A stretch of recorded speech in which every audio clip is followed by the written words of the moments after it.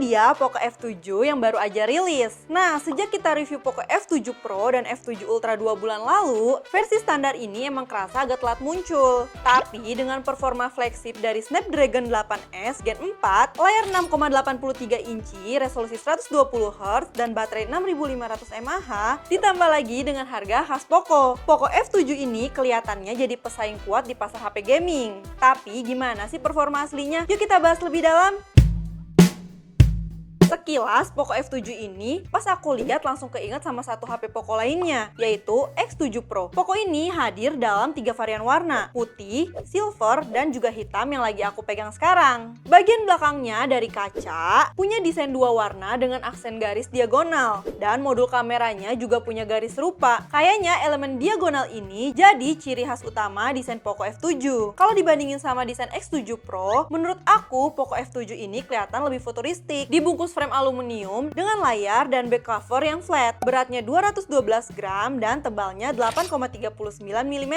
Pas digenggam, Poco F7 ini kerasa kokoh dan enak banget di tangan. Tapi buat aku agak berat kalau dipakai dengan satu tangan terus-terusan. Di bagian depan ada layar AMOLED 6,83 inci, kerapatan 447 ppi, refresh rate 120Hz, dan bezelnya tipis di semua sisi. Menurut aku, ini sih berasa premium banget. Meskipun layarnya cukup terang buat dipakai di bawah sinar matahari, tapi ya kalau dibandingin sama layar iPhone masih kalah sih. Nih aku kasih perbandingannya biar kalian dapat gambaran. Kalau dipakai di dalam ruangan atau buat malam-malam biar mata nggak capek, layarnya juga udah support PWM sampai 3840Hz di kondisi cahaya rendah. Mata aku sih ngerasa nyaman banget buat scroll medsos atau main game malam-malam pakai Poco F7.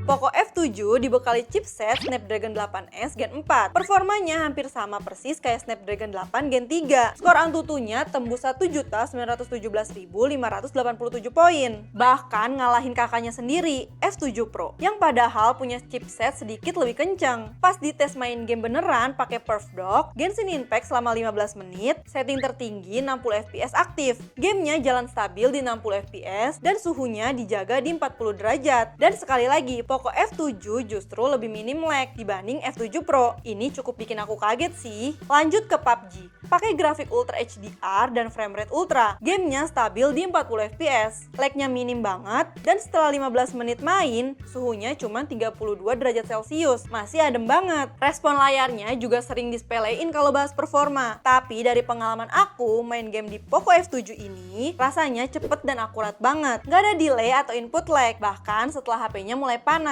Menurut aku, ini wajib banget buat HP gaming. Buat kalian yang belum familiar sama handphone Android zaman sekarang, di sini aku bisa klik tombol boost buat ningkatin performa gaming, atau aktifin fitur Engage Touch Control buat ningkatin sensitivitas sentuhan, dan nyalain Miss Touch Prevention biar nggak salah pencet waktu main game. Soal audio, speaker stereo di Poco F7 suaranya cukup kencang dan detail. Udah lebih dari cukup buat hiburan harian aku, kayak nonton anime, scroll TikTok, atau main game. Efek spasialnya terasa banget. Ini salah satu speaker terbaik di kelas harganya. Ngomong-ngomong soal storage, aku pernah punya pengalaman gak enak sama Vivo V60 yang masih pakai UFS 2.2. Dan sejak itu, aku jadi cukup sensitif soal kecepatan penyimpanan. Tapi tenang aja, Poco F7 udah pakai UFS 4.1, jadi loading gamenya cepat. Buat kalian yang suka nyimpan film 4K HDR di penyimpanan lokal, playbacknya juga super mulus, gak ada drama sama sekali. Lalu kalau dipakai seharian penuh buat hiburan, baterai 6500 mAh-nya kuat nggak? Di hari itu aku pakai ini buat 1 jam TikTok, 1 jam gaming pagi-pagi, dan siangnya dipakai buat foto-foto review serta rekam B-roll pakai HP-nya langsung. Di akhir hari dengan total pemakaian sekitar 10 jam, baterainya masih tersisa 36%. Menurut aku sih ini udah lebih dari cukup buat dipakai berat seharian.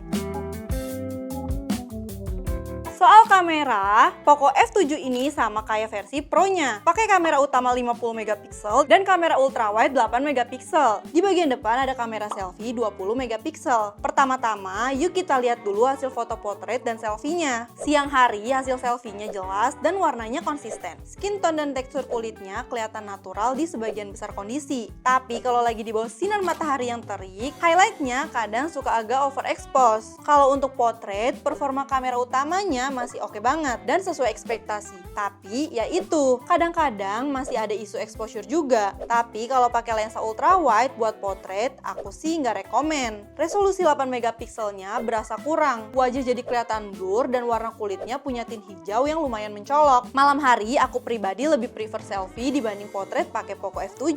Skin tone dan exposure di selfie lebih natural dan konsisten, bahkan di berbagai kondisi pencahayaan. Tapi kalau potret, skin tone-nya jadi nggak konsisten dan sangat tergantung sama cahaya. Kadang kekuningan, kadang jadi agak pink. Selain selfie dan potret, exposure dan temperatur warna antara lensa utama dan ultrawide di siang hari cukup konsisten. Efek HDR-nya juga oke dan exposure-nya lebih condong ke bayangan atau shadow detail. Di malam hari, lensa ultrawide-nya kadang punya tint merah sedikit, sedangkan lensa utama cenderung kehijauan. Secara keseluruhan, performanya sesuai sama ekspektasi. Buat perekaman video, Poco F7 support sampai 4K 60 fps dengan OIS. Dan ini dia hasil rekaman kita siang dan malam hari.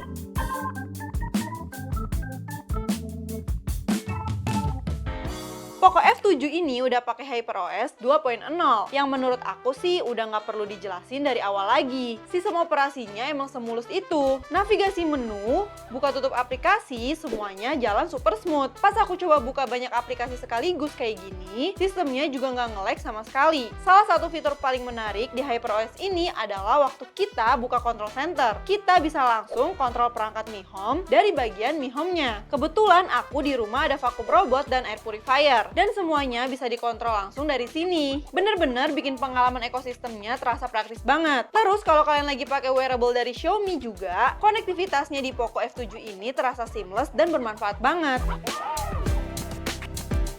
Buat ngisi baterai segede ini, Poco udah nyediain fast charging 90 watt. Dari hasil tes kita, ngecharge dari 0 sampai 100% cuman butuh waktu 49 menit 30 detik. Kalau buat isi cepat dalam kondisi darurat, ngecharge 10 menit aja udah bisa dapat sekitar 25%. Tapi yang bikin aku kaget adalah fitur reverse word chargingnya, 22,5 watt. Jadi baterai 6500 mAh-nya nggak cuman besar doang, tapi juga bisa dipakai buat bantuin ngecharge HP teman kalau lagi di luar bareng dan dia kehabisan baterai. Secara keseluruhan, Poco F7 ini cocok banget buat hiburan. Performanya kencang, desainnya keren, dan baterainya awet. Soal kamera, nggak jelek sih, tapi bukan jadi nilai jual utamanya juga. Menurut aku, yang paling sedih setelah Poco F7 rilis, ya pengguna yang baru aja beli Poco X7 Pro atau F7 Pro sih. Karena kalian udah nonton sampai sejauh ini, kenapa nggak sekalian cek review aku soal Poco F7 Pro dan F7 Ultra juga? Tinggal cek video di kanan atas ini ya. Aku Tifa, jangan lupa like dan subscribe, karena itu ngebantu banget. Dan sampai ketemu di video selanjutnya.